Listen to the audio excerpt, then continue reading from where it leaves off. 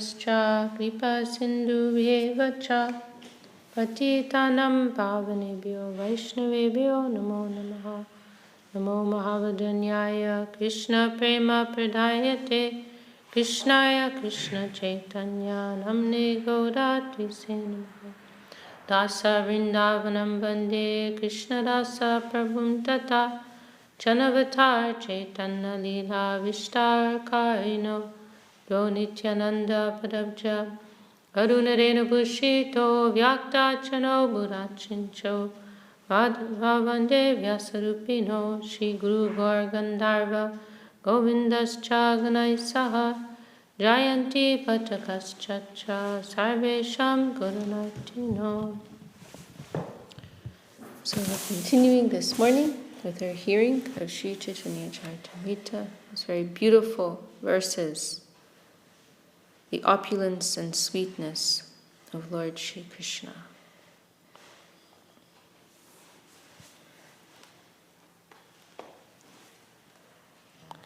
Vipulaya taruna madan madagornana manchi jare dui noyan lavanya keli sadan janetra rasayan sukamoy govinda vadan. Krishna has two reddish, widely spread eyes. These are ministers of the king, and they subdue the pride of Cupid, who also has beautiful eyes. That face of Govinda, which is full of happiness, is the home of the pastimes of beauty, and it is very pleasing to everyone's eyes. Jar punya punja fole se mukha darshana mile duyanki ki koribe pane Drigun bade Krishnalo pittanade manako duke kore vidir nindane. If by devotional service one gets the results of pious activities and sees Lord Krishna's face, what can he relish with only two eyes? His greed and thirst increase twofold by seeing the nectarian face of Krishna. Due to his inability to sufficiently drink that nectar, he becomes very unhappy and criticizes the Creator for not having given more than two eyes. So for one who's had the opportunity to come upon the beauty of Krishna, then this is a natural response. This is a very natural response. One will criticize the Creator for only having given two eyes. What is this? Nadile klaka koti sabe dila anki dutti tate dila nimishat chadan virijara tapodan rasa shanya dharman nahi jane jogja shrijan. When the onlooker of Krishna's face becomes dissatisfied in this way, he thinks, why didn't the Creator give me thousands and millions of eyes? Why has he given me only two? Even these two eyes are disturbed by blinking, which keeps me from continuously seeing Krishna's face. Not only are there only two eyes, but they blink. This is useless. Thus, one accuses the Creator of being dry and tasteless due to engaging in severe austerities. The Creator is only a dry manufacturer. He does not know how to create and set things in their proper places.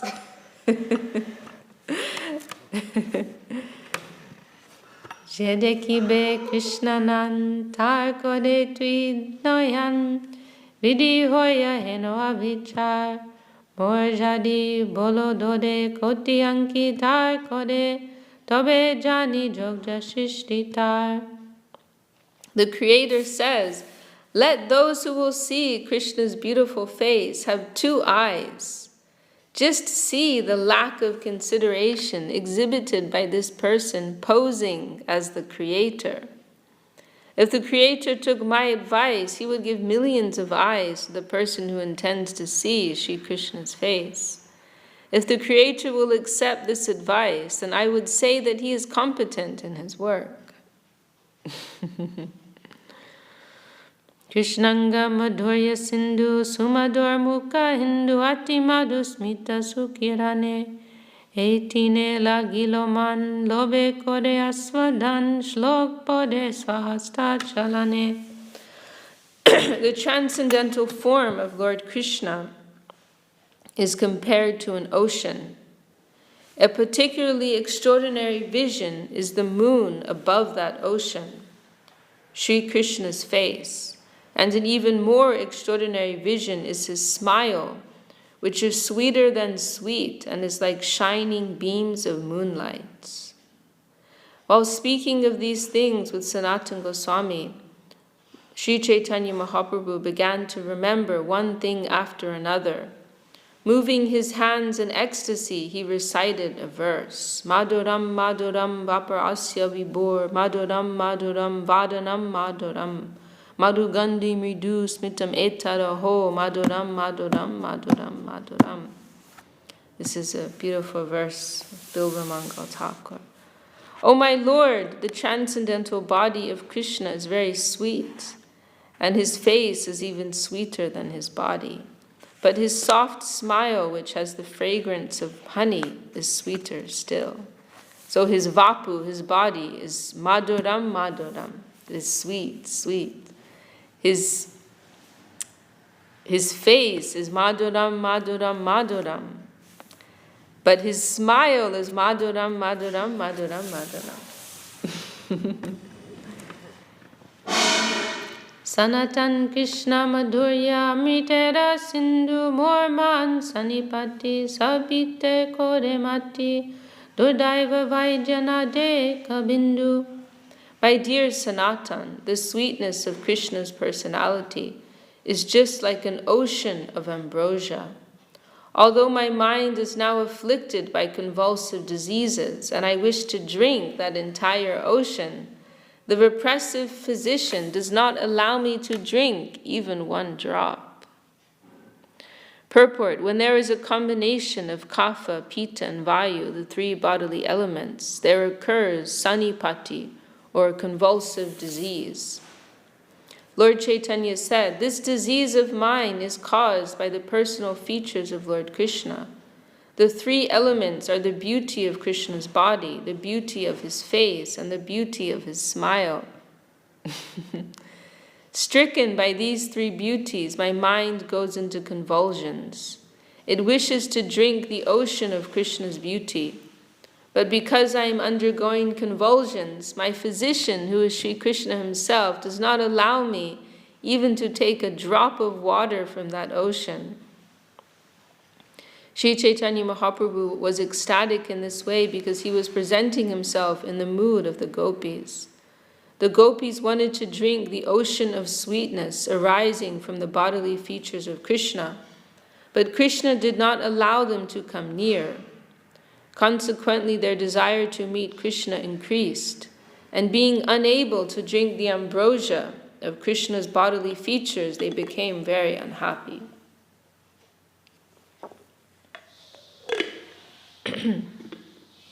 Krishnanga lavanyapur madhur hoite sumadhur tate jay mukha sudhakar madhur hoite sumadhur taha hoite sumadhur taha jay smita jyotsna bhar. Krishna's body is a city of attractive features, and it is sweeter than sweet. His face, which is like the moon, is sweeter still. And the supremely sweet, gentle smile on that moonlight face is like rays of moonshine. Madhur hoite sumadur, taha hoite sumadur, taha hoite ati sumadur. Apana eka kane vyape sab tribhuvane, doshdik vyape jarpur. The beauty of Krishna's smile is the sweetest feature of all. His smile is like a full moon that spreads its rays throughout the three worlds. Goloka Vrindavan, the spiritual sky of the Vaikunthas, and Devidam, the material world. Thus Krishna's shining beauty spreads in all 10 directions. Smita kiran sukar pode paishya dharma dhode se madhu matai jibhuvane Vamshi chidra kashe targun shabde paishe Dwani rupe paya padiname. His slight smiling and fragrant illumination are compared to camphor, which enters the sweetness of his lips. That sweetness is transformed and enters into space as vibrations from the holes of his flute. His slight smiling and fragrant illumination are compared to camphor, which enters the sweetness of his lips. That sweetness is transformed and enters into space as vibrations from the holes of his flute. So Krishna's beautiful smile is expressed through his flute song. Se dwani chorike dai anda bedi vaikunte jai bole paishe jagate rakhane Sabamato yalo kodi balatkare ane dodi visheshata juvatir gane. The sound of Krishna's flute spreads in the four directions. Even though Krishna vibrates his flute within this universe, its sound pierces the universal covering and goes to the spiritual sky. Thus the vibration enters the ears of all inhabitants. It especially enters Goloka Vrindavan Dham and attracts the minds of the young damsels of Braja Bhumi, bringing them forcibly to where Krishna is present. Dwani bodo datta pati ratta bange ratta pati kolo hoite tani ane Vaikunte laki gane je kode akarshane tar age keba gopi gane. The vibration of Krishna's flute is very aggressive and it breaks the vows of all chaste women. Indeed, its vibration takes them forcibly from the laps of their husbands. The vibration of his flute attracts even the goddesses of fortune in the Vaikuntha planets, to say nothing of the poor damsels of Vrindavan. Nivikasai patiyage grihadharma kodai tyage Bole dore ane Krishna stane, loka dharma lajja boy, sab gyan lupta hoy, aiche nachai sab nadi gane. The vibration of his flute slackens the knots of their underwear even in front of their husbands. Thus the gopis are forced to abandon their household duties and come before Lord Krishna. In this way, all social etiquette, shame, and fear are vanquished. The vibration of his flute causes all women to dance. Kaner bitar vasa kode apane taha sadas pode anya shabda nadeya pravishite anakatana shunekan anabolite bolayan ne Krishna vamshir charite.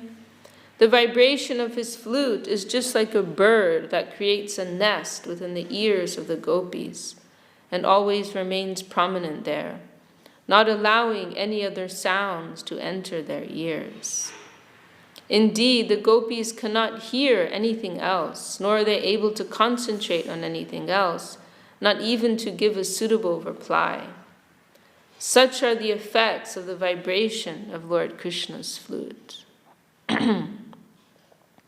The vibration of his flute is just like a bird that creates a nest within the ears of the gopis and always remains prominent there, not allowing any other sounds to enter their ears. Indeed, the gopis cannot hear anything else, nor are they able to concentrate on anything else, not even to give a suitable reply.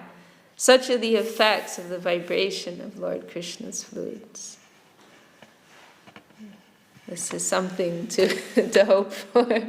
If only I could have that kind of nest in my ears.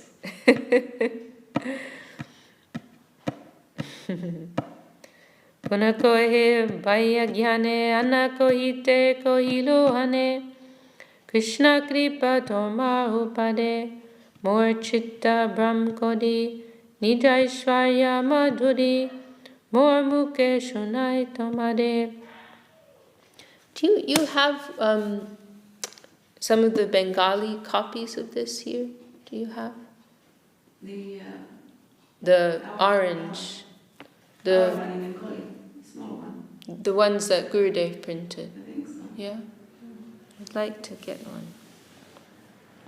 Resuming his external consciousness, Sri Chaitanya Mahaprabhu told Sanatana Goswami, I have not spoken of what I intended. Lord Krishna is very merciful to you, because by bewildering my mind, he has revealed his personal opulence and sweetness. He has caused you to hear all these things from me for your understanding. Purport, Sri Chaitanya Mahaprabhu admitted that he was speaking like a madman, which he should not have done for the understanding of those who are externally situated. Statements about Krishna's body, his characteristics, and his flute would appear like a madman's statement to a mundane person. It was actually a fact that Krishna wanted to reveal himself to Sanatana Goswami due to his specific mercy upon him. Somehow or other, Krishna explained himself and his flute to Sanatana through the mouth of Mahaprabhu, who appeared as though mad. Mahaprabhu admitted that he wanted to tell Sanatana something else, but somehow or other in transcendental ecstasy he spoke of a different subject matter.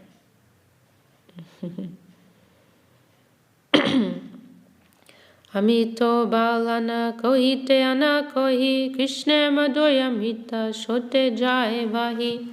Since I have become a madman, I am saying one thing instead of another. This is because I am being carried away by the waves of the nectarian ocean of Lord Krishna's transcendental sweetness. Tobe Mahaprabhu konek monar kori rahe, maneka kori puna sanatane kohe. Sri Chaitanya Mahaprabhu then remained silent for a moment. Finally, adjusting things within his mind, he again spoke to Sanatana Goswami.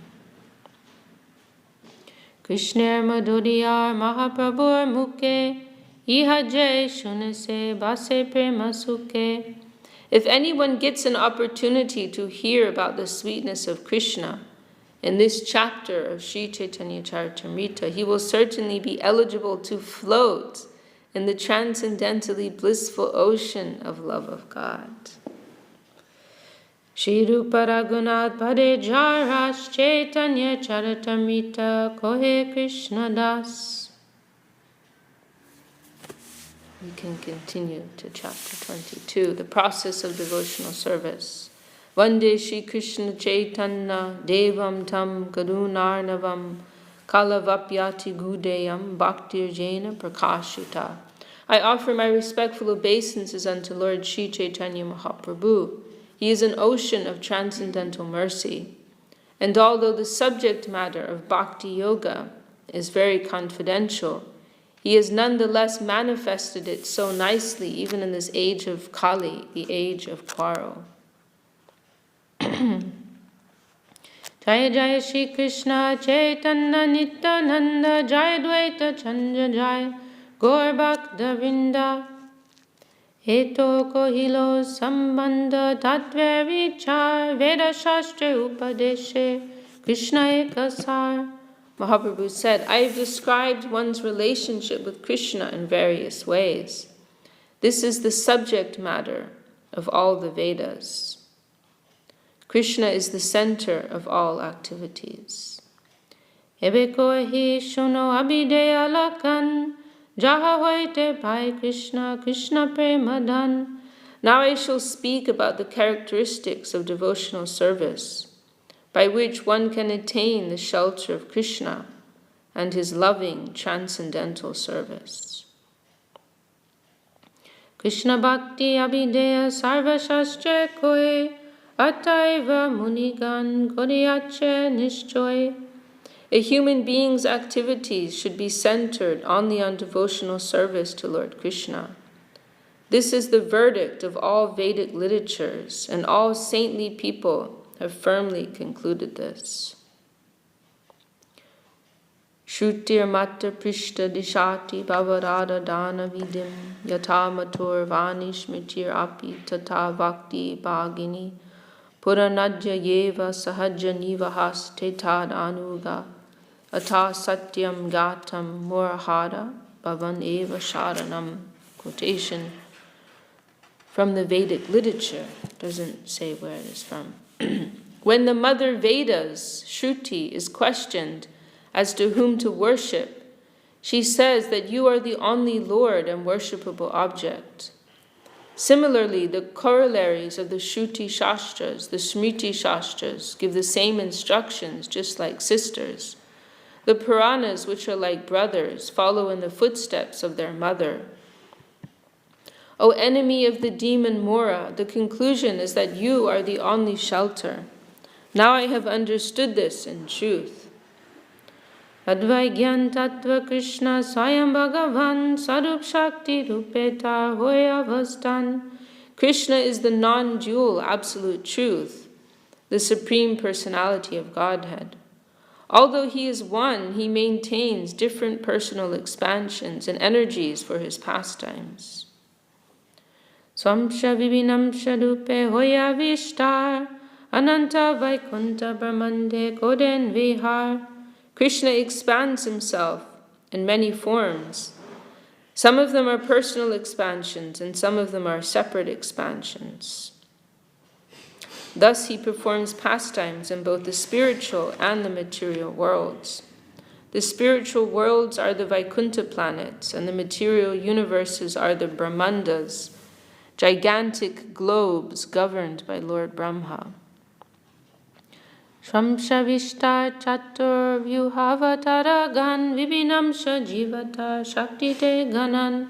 Expansions of his personal self, like the quadruple manifestations of Sankarshan, Pradyumna, Aniruddha, and Vasudeva, descend as incarnations from Vaikuntha to this material world.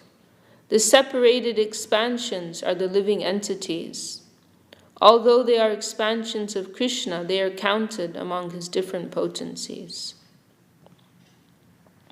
Sevibhinamsha jiva duito prakar eka nitya mukta ek nitya samsar. The living entities are divided into two categories. Some are eternally liberated and others are eternally conditioned.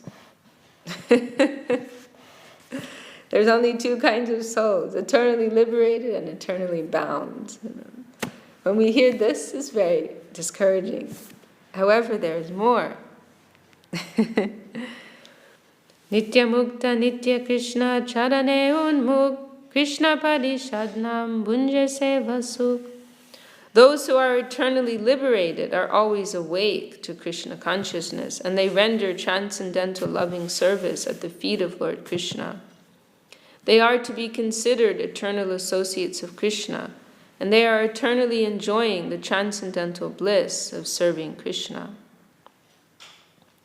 Nitya Bandha Krishna Hoite Nitya Bahir Muk Nitya Samsar Bunje Narakadi Duk. Apart from the ever-liberated devotees, there are the conditioned souls who always turn away from the service of the Lord. They are perpetually conditioned in this material world and are subjected to the material tribulations brought about by different bodily forms and hellish conditions. Se doshe maya pishachi danda kore tade adiyatmi kari tapchai tade jadi made. Due to his being opposed to Krishna consciousness, the conditioned soul is punished by the witch of the external energy Maya. He is thus ready to suffer the threefold miseries. Miseries brought about by the body and mind, the inimical behavior of other living entities, and natural disturbances caused by the demigods. Kama krodher dashoya tar lati kai brahmite brahmite jadi sadhu vai japai. Tar upadesh mantre pishachi palai Krishna bhakti pai tobe Krishna nikata jai. In this way, the conditioned soul becomes the servant of lusty desires. And when these are not fulfilled, he becomes the servant of anger and continues to be kicked by the external energy Maya. Wandering and wandering throughout the universe, he may by chance get the association of a devotee physician whose instructions and hymns make the witch of the external energy flee. The conditioned soul thus gets into touch with devotional service to Lord Krishna, and in this way he can approach nearer and nearer to the Lord. Kamadinam katina katita palita dorni deshas tesham jatamayina karuna nachapanopashanti uchrijaitan atayarupate sampratam labda buddhis tam ayata sharanam abhayam mam niyung shatmadasye. This is a very nice verse, which is maybe Bilva Mangal Thakur, Srila Sridhar Maharaj has mentioned. It's not known for sure. O my Lord, there is no limit to the unwanted orders of lusty desires. And this verse, it's a very, how can we say? It's very vivid because it personifies the different internal enemies that we have of lust, anger, greed, illusion, envy, madness. These 6 enemies, they're personified. They're seen as persons who are, as merciless persons who are giving us so many orders, which are, against our own self-interest. O my Lord, there is no limit to the unwanted orders of lusty desires. Although I have rendered these desires so much service, they have not shown any mercy to me. I've been working so hard, trying to satisfy them, trying to make them happy, but they're not pleased with me. They're not happy with me. I have not been ashamed to serve them, nor have I even desired to give them up. O my Lord, O head of the Jadu dynasty, recently, however, my intelligence has been awakened, and now I am giving them up. Due to transcendental intelligence, I now refuse to obey the unwanted orders of these desires, and I now come to you to surrender myself at your fearless lotus feet. Kindly engage me in your personal service and save me.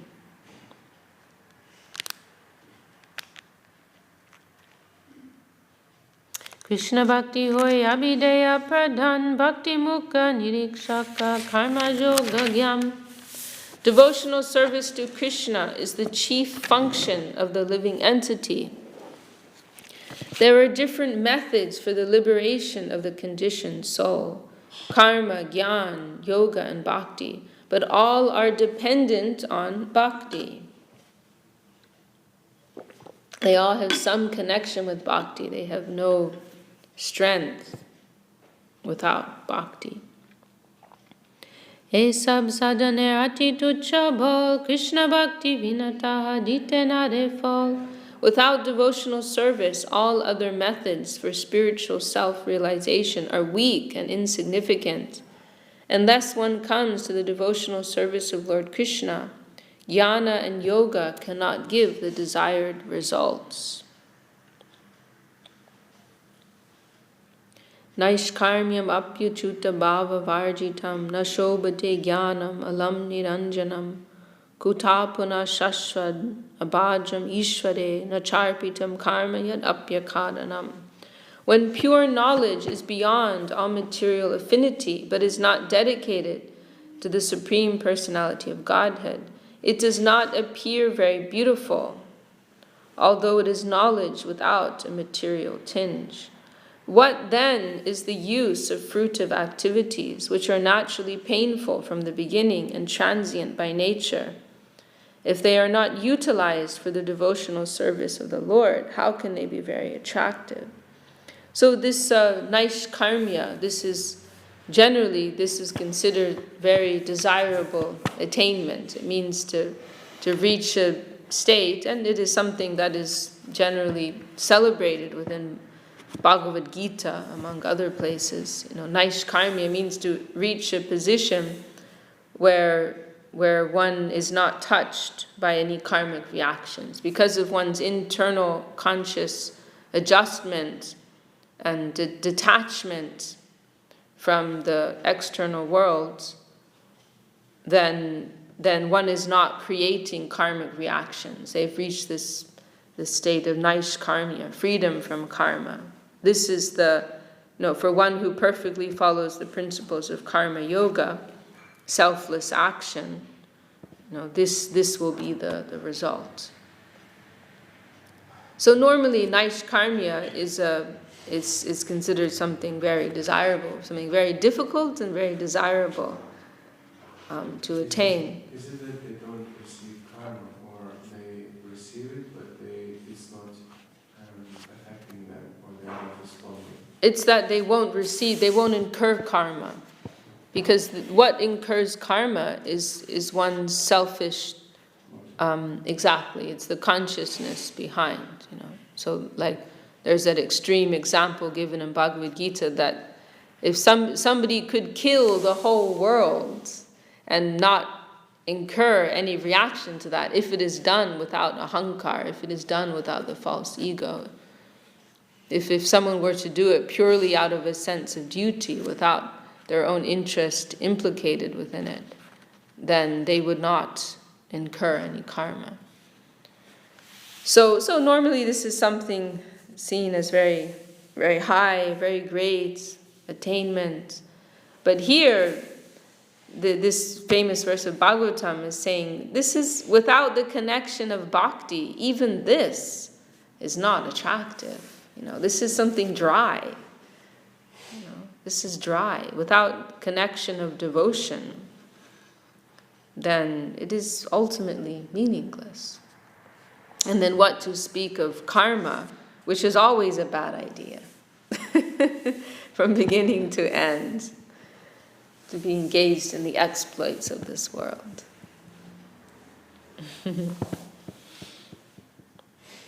I'll just read one more verse. This is also a really nice verse from Bhagavatam. Tapasvino dhanapada yashashvino. Gurudev liked this verse. Tapasvino dhanapada yashashvino manasvino mancha vida sumangala kshemam na vindanti vina yad arpanam tasmai subhadra shavase namo namaha. Subhadra. Those who perform severe austerities and penances. So this is actually at the very beginning of Srimad Bhagavatam, and it's representing, Shukadev, Parikshit Maharaj has this grand assembly before him, right, of all of these different sages representing different schools of thought. So right in the beginning, he's asking them for advice. What's the best thing for someone to do who's on the brink of death? And they're all giving their different prescriptions according to their particular school of thought. And then Shukadev comes, and he's given the seat of honor. So this verse is representing these different tapasvino, persons who are engaged in in austerities, dhanapada yashashvino, people who are famous for their charitable work. Oh no, those are two separate things. People who are just famous. So people who are renowned for their charity, philanthropy, then yashashvino, people who are just famous, or at least that's how it's translated here. Manasvino, people who are very expert in mental speculation or meditation. Mantra vida, experts in reciting the Vedic hymns. It's interesting, at that time, like the gathering was all these sages who said that each one of them knows something. But nowadays it's like Hollywood and actors, like and millionaires, you can see how it changes. Those who perform severe austerities and penances, those who give away all their possessions out of charity, those who are very famous for their auspicious activity, Those who are engaged in meditation and mental speculation, and even those who are very expert in reciting the Vedic mantras, are not able to obtain any auspicious results, although they are engaged in auspicious activities, if they do not dedicate their activities to the service of the Supreme Personality of Godhead. I therefore repeatedly offer my respectful obeisances unto the Supreme Personality of Godhead, whose glories are always auspicious. It's pretty, kind of strong. I think this is spoken by Shukadev, and in front of this crowd of all these people. Mainly personalists. What did you say? Mainly personalists. Impersonalists, yeah, exactly. So he's saying, you're spending all your energy to achieve these different things, but ultimately it's all useless unless you accept the personality of God, as you worship Him. Okay, I think that's a good place to stop.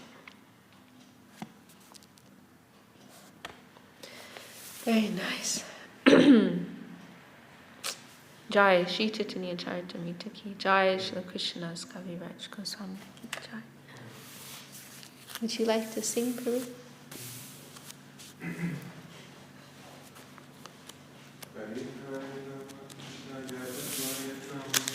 Hari Haraye Nama Krishna Jadavaya Namaha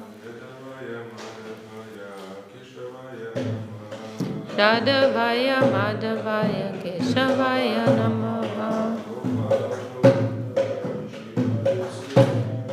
Gopal Govinda Ram Shri Madhusudana Giri Dhari Gopinath Dana Mohana Shri Chaitanya Nityananda Shri Advaita Chandra Hara Hara Shri Vasari Gaura Bhakta Vrinda